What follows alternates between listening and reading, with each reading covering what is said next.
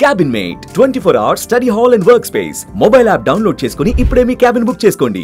Big breaking చూస్తున్నాం. పెహల్గామా దాడి తర్వాత పాక్ ఇండియా సరిహద్దుల వద్ద తీవ్రమైన ఉద్రిక్త పరిస్థితులు నెలకొంటున్నటువంటి ఈ సందర్భంలో లష్కరే తోయిబా చీఫ్ సయ్యద్ హఫీజ్ సంచలన కామెంట్ చేశాడు. తాజాగా ఒక సభలో అక్కడ మాట్లాడినటువంటి వీడియో వైరల్గా మారుతుంది.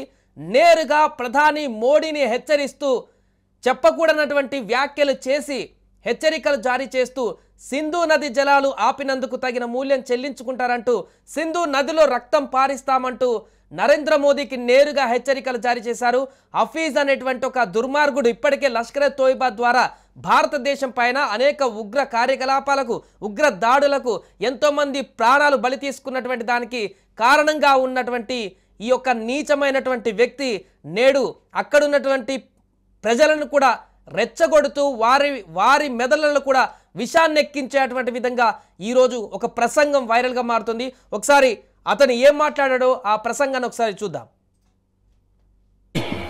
तू चाहता है कि तू ढाका में खड़ा होकर ढाका यूनिवर्सिटी में यह कहे कि मशरकी पाकिस्तान को हमने तोड़ा, बांग्लादेश हमने बनाया, रत हमने बहाई, खून कहता मोदी कहता खून मैंने दिया, और तू वहां ये बकवास करे और कहे कि हाफिज सईद चुप रहे और मैं चुप नहीं रहूंगा.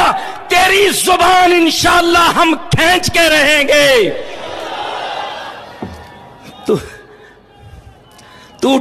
तू दबाव डाल रहा है इस्लामाबाद पर. हाफिज सईद क्यों बोलता है?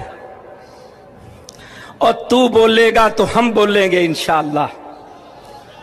तू कहेगा कि पाकिस्तान का पानी रोकेंगे, कश्मीर के अंदर डैम बना के तुम पाकिस्तान के पानी को रोकोगे, पाकिस्तान की ज़राअत सनत का खात्मा करके पाकिस्तान की मईशत तबाह करके सी पैक के मंसूबे नाकाम करने के लिए तू बड़के मारेगा और तू चाहेगा हम चुप रहे. सुन, अगर तू पानी बंद करेगा इंशाअल्लाह हम तेरी सांस बंद करेंगे, इन दरियाओं में फिर खून बहेगा.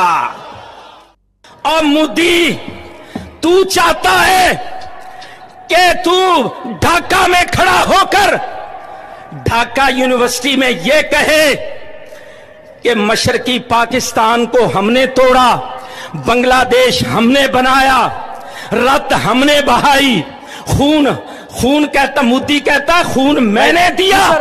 ఆ వ్యక్తి చేస్తున్నటువంటి ఉద్రేకపూరితమైనటువంటి ప్రసంగం అక్కడున్నటువంటి స్థానిక ప్రజలను రెచ్చగొడుతూ వారి మెదళ్లలో కూడా విషాన్ని ఏ రకంగా నింపుతున్నారో. సో ఇప్పటికి జరిగినటువంటి ఘటనకు సంబంధించి ఖండించాల్సింది పోయి అమాయక ప్రజలను పర్యాటకులని మతం పేరుతో తుపాకులతో కాల్చి నిర్దాక్షిణ్యంగా చంపినటువంటి ఆ వ్యక్తుల పట్ల ఖండించాల్సింది పోయి వారికి మద్దతుగా అసలు ఆ సంఘటన మొత్తం పక్కదోరు పట్టించి ఇప్పుడు సింధు జలాలు ఆపినందుకు మోడీ అంతు చూస్తాం, మోడీ సంగతి చూస్తాం, సింధు నదిలో రక్తాన్ని పారిస్తామంటూ అతను చేస్తున్నటువంటి హూంకారాలు చూస్తుంటే ఒక్కొక్కరికి నరాల్లో రక్తం ఏరులై పారేటువంటి పరిస్థితి నెలకొంది ఇండియన్స్లో. ఇప్పటికే యుద్ధ వాతావరణం మొదలైంది. ఇండియా పాకిస్తాన్ బార్డర్లో ఆ రకమైనటువంటి పరిస్థితులు ఉన్నాయి. ఇంకా ఇలాంటి పరిస్థితుల్లో అక్కడ చేసిన దానికి పశ్చాత్తాపపడి ఒక అడుగు వెనక్కి వేసి పాకిస్తాన్ ప్రభుత్వం కానీ పాకిస్తాన్లో ఉన్నటువంటి వ్యక్తులు కానీ భారత్తో సంప్రదింపులు జరపాల్సి పోయి ఈ ఘటనకు సంబంధించి ఇంకా జరగకుండా చూసుకుంటామని చెప్పాల్సింది పోయి పూర్తిగా యుద్ధాన్ని కోరుకొని అశాంతిని రగిల్చేటువంటి అగ్గిలాగా మారుతూ ఇలాంటి నీచమైనటువంటి వ్యక్తులు చేస్తున్నటువంటి కామెంట్స్ ఇప్పుడు మరింత అగ్గిని రాజేస్తున్నాయి. దేశ ప్రధానినే మరొకసారి టార్గెట్ చేస్తూ ఈరోజు మొన్న పెహల్గాంలో జరిగినటువంటి దాడిలో కూడా అక్కడ ఉన్నటువంటి సాక్షులు చెప్తున్నారు, ఏం చంపేసిన తర్వాత వాళ్ళని మోడీకి చెప్పుకోండి అని చెప్పేసి మోడీ గురించి అక్కడ టార్గెట్ చేస్తూ ఆయన మాట్లాడినటువంటి సందర్భం కూడా ఉందంటూ కూడా సాక్షులు చెప్పారు. ఈరోజు ఈ యొక్క హఫీజ్ సయ్యద్ అనేటువంటి వ్యక్తి కూడా ఉగ్రవాద కార్యకలాపాలను నిర్వహించేటువంటి వ్యక్తి పబ్లిక్గా పాకిస్తాన్లో ఒక ప్రాంతంలో సభలో ఏర్పాటు చేసుకొని అక్కడున్నటువంటి ప్రజలను ఏ రకంగా సిద్ధం చేస్తున్నాడో చూడండి.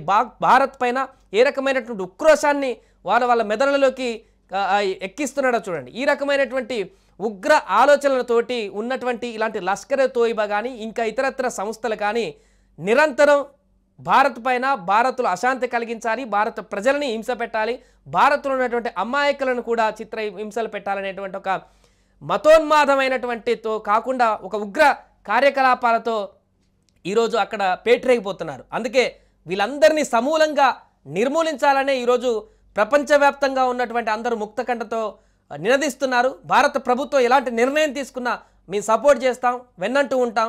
ఏ రకమైనటువంటి నిర్ణయం పర్లేదు. అక్కడ హమాస్ చేసినటువంటి తర్వాత ఇజ్రాయెల్ ఏ రకంగా యుద్ధానికి పూనుకుందో అదే రకమైనటువంటి యుద్ధానికి భారత్ పూనుకున్నా కూడా మేము సిద్ధంగానే ఉంటామని చెప్పేసి ప్రపంచ దేశాలు మద్దతు ఇస్తామంటూ కూడా కొంతమంది ప్రపంచ ప్రతినిధులు కూడా చెప్పడం జరిగింది వివిధ దేశాలకు సంబంధించి. సో ఇక టైం లేదు, ఖచ్చితంగా టైం వచ్చేసింది, వీళ్ళ అంతు చూడాల్సిందే, ఎక్కడున్న సమూలంగా నిర్మూలించాల్సిందే అనేటువంటి డిమాండ్స్ ఇప్పటికే పూర్తిగా నెటిజన్ల నుంచి వ్యక్తమవుతున్నటువంటి సందర్భంలో ఇలాంటి కుహన యదవలు ఇంకా రెచ్చగొట్టేటువంటి విధంగా వ్యాఖ్యలు చేయడం, ప్రసంగాలు చేయడం మరింతగా అక్కడున్నటువంటి దీనివల్ల వచ్చేదేం లేదు, పోయేదేం లేదు, మనల్ని టచ్ చేసేటువంటి పరిస్థితి కూడా వాళ్ళకి సినిమా లేదు. అందుకనే ఈ వెన్నుపోటు దాడులు, దొంగ దెబ్బలు తీస్తుంటారు. నేరుగా ముఖాముఖికి వచ్చి తలపడేటువంటి శక్తి లేక ఈ రకమైనటువంటి దాడులు గత కొన్ని సంవత్సరాలుగా భారత్ పైన వెన్నుపోటు పొడిచేటువంటి దాడులు, వెనకమ్మటి పొడిచేటువంటి దాడులే చేస్తున్నాయి. అందుకే ఇలాంటి అక్కడ ఉన్నటువంటి ప్రజల మప్పు పొందడానికి, పాకిస్తాన్ ఉన్నటువంటి ప్రజలని డైవర్ట్ చేయడానికి, వారిని పూర్తిగా వీళ్ళ వైపు తిప్పుకునేటువంటి విధంగా భారత్ అంటే ఒక శత్రు దేశం అనేటువంటి ఒక మెదడులో ఒక విషాన్ని ఎక్కించేటువంటి విధంగా ఇలాంటి ప్రసంగాలు చేస్తూ అక్కడ కాలం వెల్లదీస్తున్నటువంటి ఇలాంటి నీచులు ఇంకా చాలామంది ఉన్నారు పాకిస్తాన్లో. వీళ్ళందరినీ అంతు చూస్తే తప్ప భారత్ రేపొద్దున శాంతియుతంగా క్షేమంగా ఉండేటువంటి పరిస్థితి లేదంటూ కూడా చాలామంది చెప్తున్నారు.